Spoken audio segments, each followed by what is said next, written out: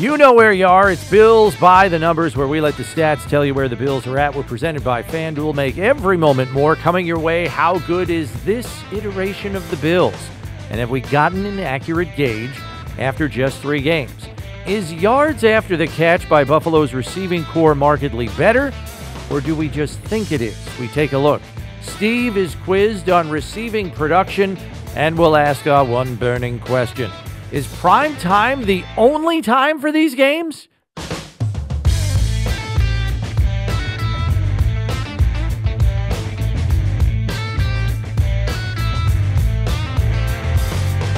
Thanks for joining us. Bills Wall of Famer Steve Tasker, Bills insider Chris Brown with you. And as the Bills prepare for their 3rd consecutive primetime game in Week 4 at Baltimore, we are going to see if it's possible to make early assessments about this version of the Bills here in 2024 in these 3 things. Thing number 1, the sample size is pretty small, Steve. Less than a quarter of the season is in the books, but the Bills are 3-0.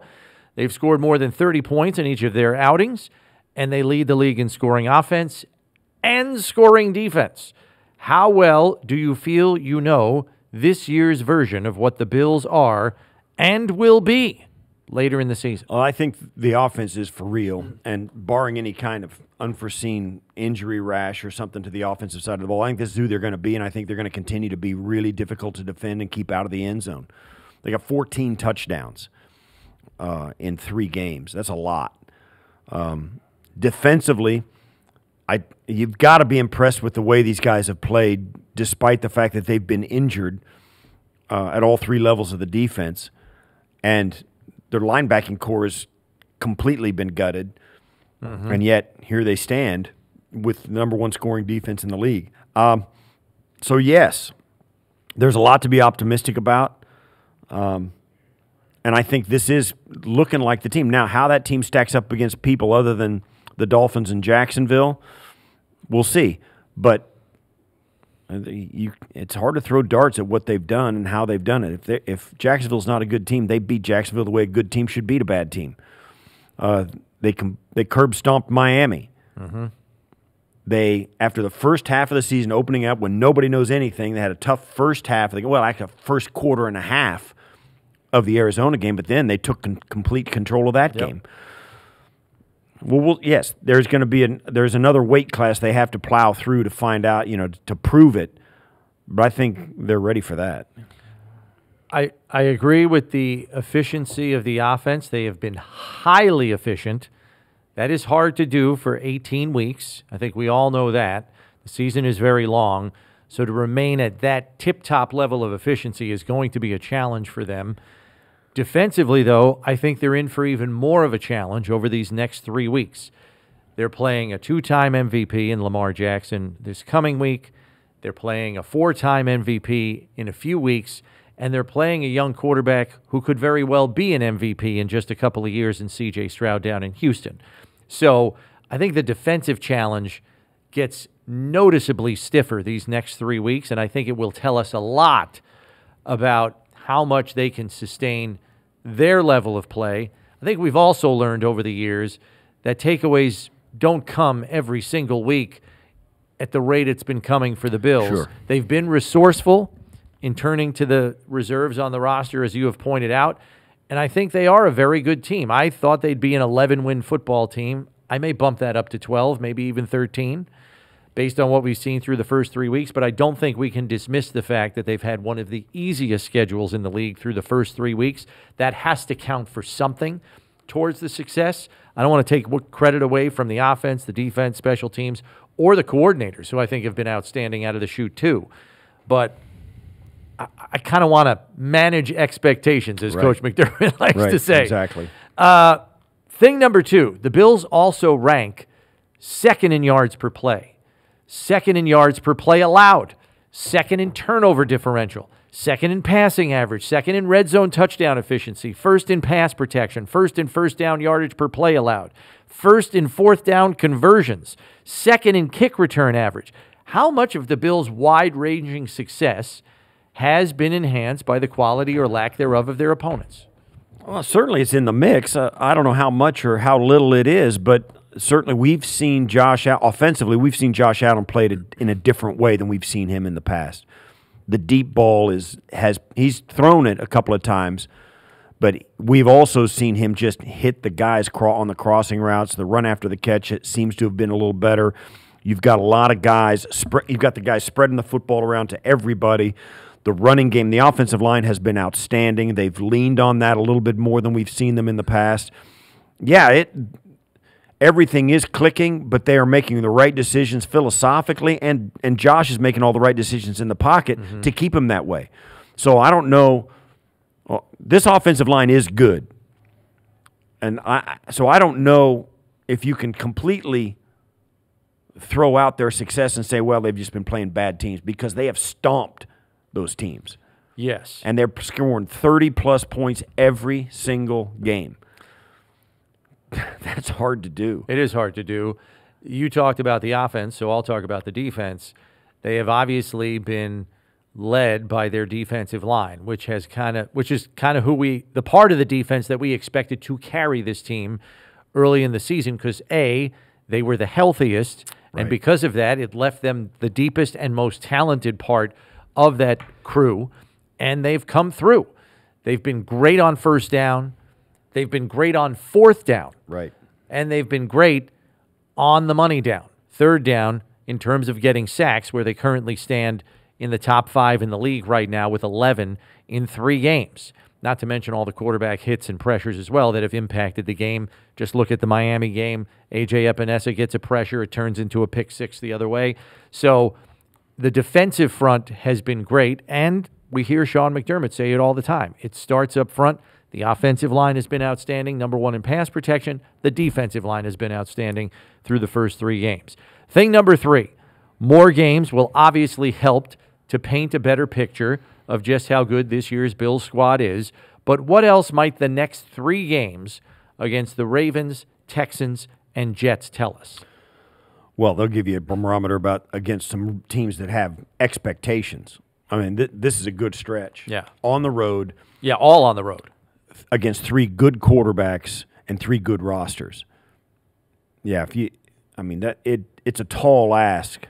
It's unrealistic to think, hey, the Bills are going to go 17-0 over 18 weeks, and this is going to keep on rolling. They're going to run into some teams that really play well against them, and you can bet that at least 1 or 2 of these teams, if not all 3, play really well against the Bills, because when you're winning games, you start to get a big target on your back, and certainly Josh has had a target on him and has been the focal point of defensive schemes his entire career.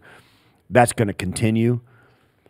So I think these next 3 games are going to tell us a lot about how hard it's going to be down the stretch for this season. There's no question the Bills are a really good football team, and none of those 3 teams we're mentioning are automatically circling the Bills and saying, we're going to get a win there.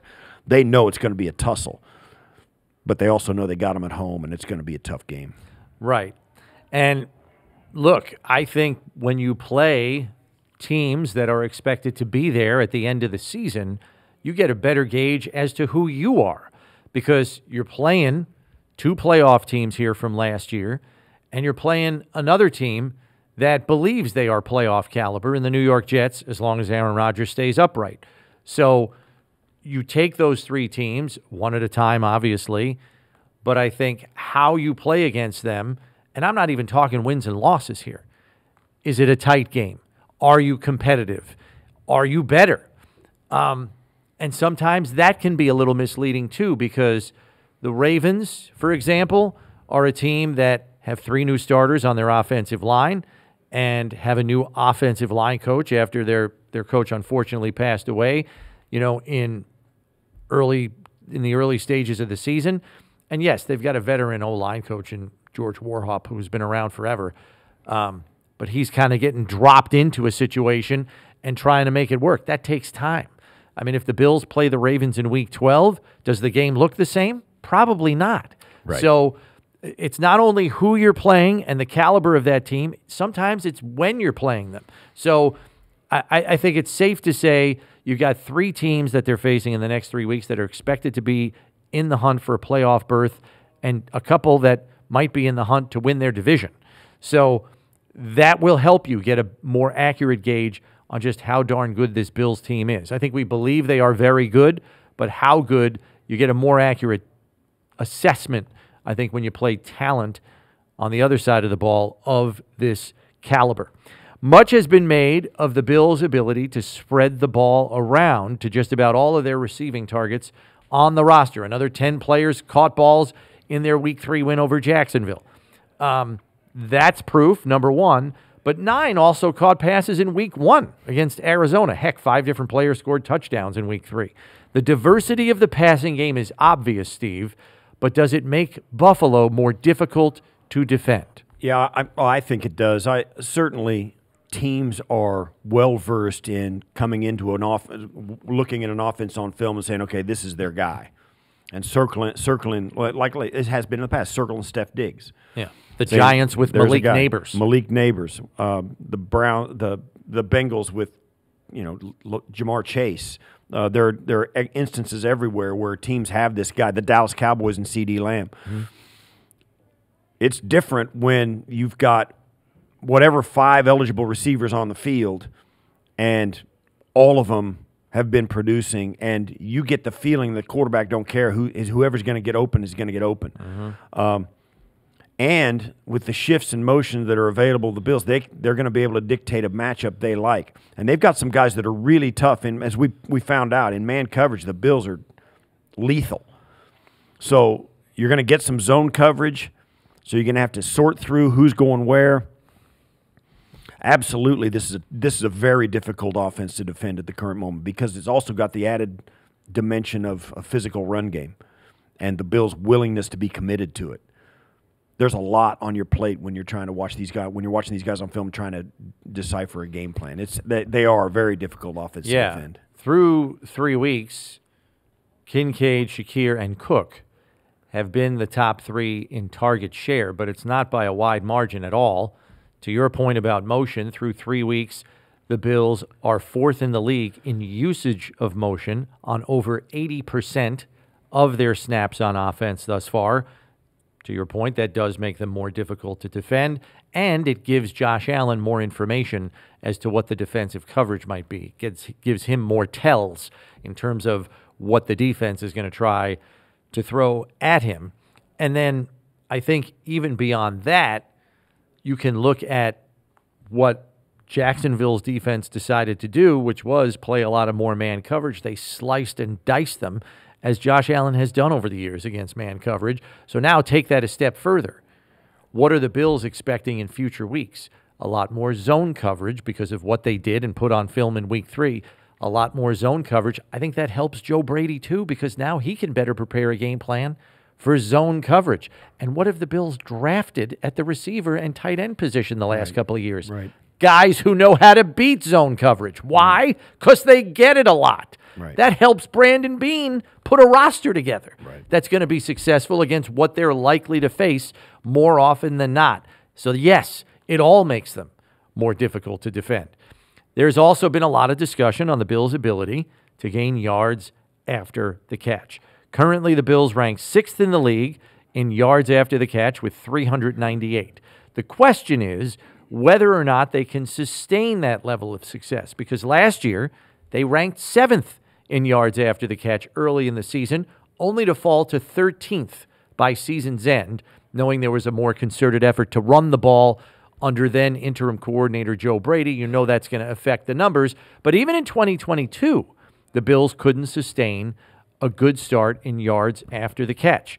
They ranked 26th by the end of the season after ranking as high as 7th after 3 games into the season. So is this Bills team capable of carrying the early yards after catch success all the way through? Well, it's going to be shown to us over the next 3 games. The next 3 games will tell us whether they can. I think no question that they've gotten some looks that are conducive to run after catch, like the Jaguars game where they played man and continue to play man. Yards after catch are a little more difficult to get when you face zone. I think that's one of the things that has happened to teams. That they know Josh will kill them in man coverage, so they see a lot of zone. When you're in zone, unless you're over the top and running deep, you're always kind of sitting down in the dead spaces in the defense. Everybody goes out, they drop back as a defense, and they guard an area of the field, a zone. Well, they're standing static. If Josh is standing static in the pocket, they're all looking at Josh to see where he's looking, where he might throw the football. The receivers are doing the same thing, except in the opposite spaces of the defenders. They're just finding dead areas. You throw the ball on a guy who's standing there in a dead area, he's not on the run. That's why you don't get run after catch. That's why the Bills kind of drop off. Teams will still try to play a man early in the season, and when he carves them up, it's like, forget it. We're going to start playing zone. We can't do that We anymore. can't do that anymore. So they learn their lesson every year after trying to go man early in the year. Yeah. They're saying, we can't do it. Josh is going to run for 12 yards on a 3rd and 9, and they're going to pick it up and slide, and it's like nobody even gets a hit on him, and it looks easy. We're not doing that. So, yes, it is going to be difficult to keep it up because teams are just going to go zone, and you're going to start putting the ball on guys, except like, for instance, think back this last week, and the fans will be able to do this who watch the games. Khalil Shakir coming across underneath. Josh hits him. He turns up the field, spins into the end zone. 27-yard touchdown on a 5-yard gain, on a 5-yard pass. Keon Coleman. Josh is back there, hits him on a crossing route with the guy trailing him into the end zone. Long touchdown pass. You're not going to see those anymore unless it's over the top because the players are going to be sitting there waiting for the football in a dead area in the zone. That's why you don't get run after the catch. Yeah, and so it will be hard. It will once be again, hard, to yes. sustain their yards after catch ranking right now because more often than not, when they're playing in zone coverage, they're going to be playing it conservatively and try to just be behind whoever is catching the ball correct. and not letting them get any more yards that they've gotten just on the reception and the air yards alone. Okay, so we pivot to the numbers game where Steve is going to be quizzed on some Bills receiver history. We're talking about yards after catch and all those other things, so let's dial it up. Here we go. Question number 1. Which player led the Bills in yards after catch last season, 2023? James Cook. It was not James Cook. That was a good guess. Dalton Kincaid. It was not Dalton Kincaid. That wasn't as good a guess. Shakir.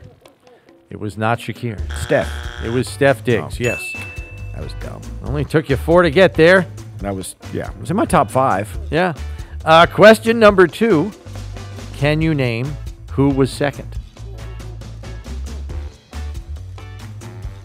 Was it one of the 4 guys I already named? It was. Now can you pick from those 3 and get it correct? I will say Cook. You are correct. Very nicely done. As a matter of fact, Steve, this is how interesting it is. This is how close you were on question 1. Steph Diggs led the team with 399 yards after the catch. Cook had 398. Really? 1 yard behind him. Missed it by that much. Yeah. Question number 3. Since 2020, Stephon Diggs led the Bills with yards after the catch with just over 1,600 yards. Who do you think was next on the yards after catch list from 2020 through 2023? It's a 4-year stretch. Gabe Davis. It was not Gabe Davis. Didn't catch the ball enough.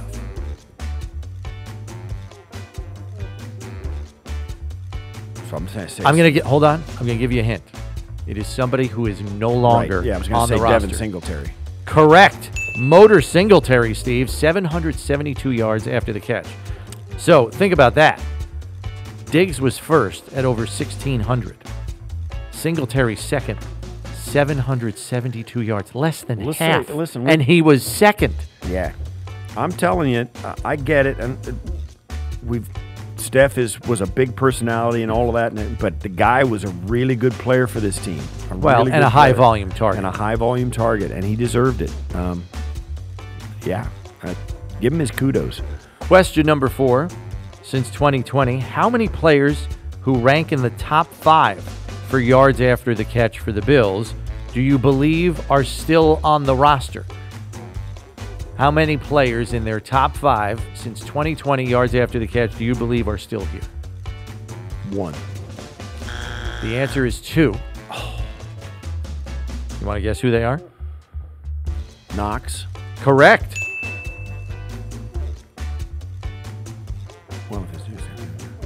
Cook. Correct! Well done, Steve. Nicely done. That is a strong finish from Steve Tasker. Yes, Dawson Knox, 746 yards after the catch since 2020. James Cook, 619. And he's only entering his third season. That's pretty impressive. Bills fans, get in on the action with FanDuel, America's #1 sportsbook. Just download the app today to play any way you want. Plus, with live betting, you'll get updated odds on games that have already started. Best of all, you'll get paid your winnings fast. Make every moment more with FanDuel, official sportsbook partner of the Buffalo Bills. We turn now to our one burning question. If we don't feel like we have a firm handle on just how good this Bills team can be this season, when do you think you'll feel will be the time where we feel comfortable in assessing just what caliber of team we have here? I think it will be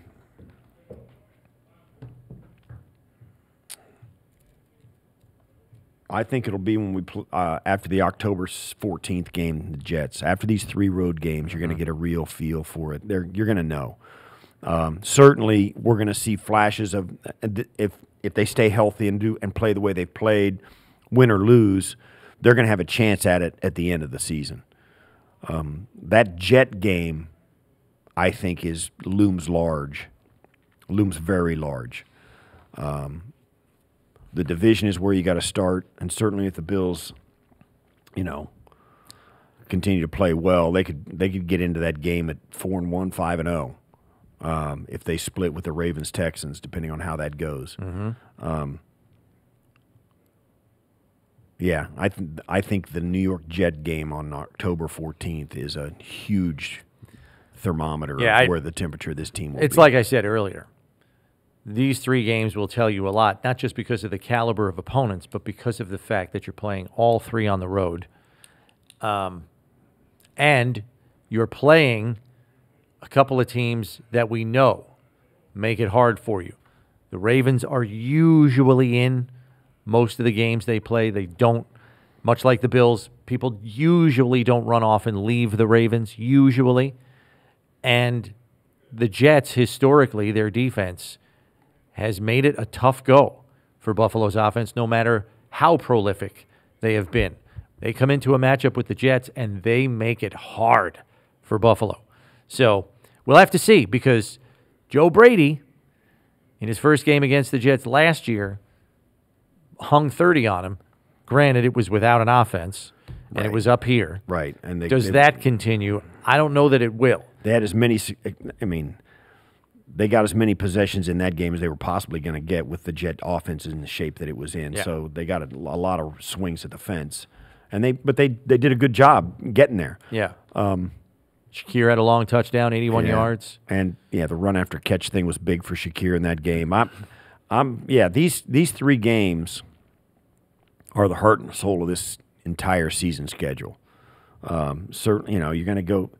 You got a Chiefs game, you got a San Francisco game. Because then you got to stretch with the Titans, the Seahawks, then you got the Dolphins. Don't sleep on those Seahawks. No, I'm not. But they're not teams that are out of conference. Yeah. It's in Seattle. It's a long trip.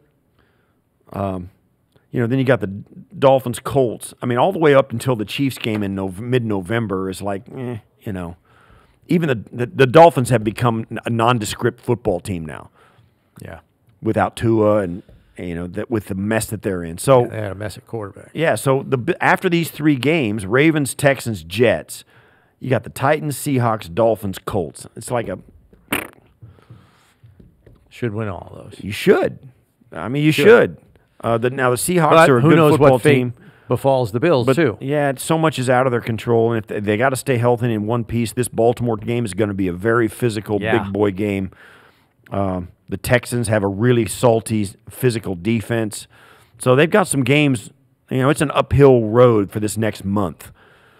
So it's going to be this is where this season can make or break, and you can really put a line in the sand and say, all right, here we are. If you come out of this next 3 games 2-1 even, if you come out 3-0, you're drawing a line in the sand and say you're going to the top and you're not leaving until something crazy happens. So these next 3 games, man, are going to be big. We're going to have to keep a close eye on them.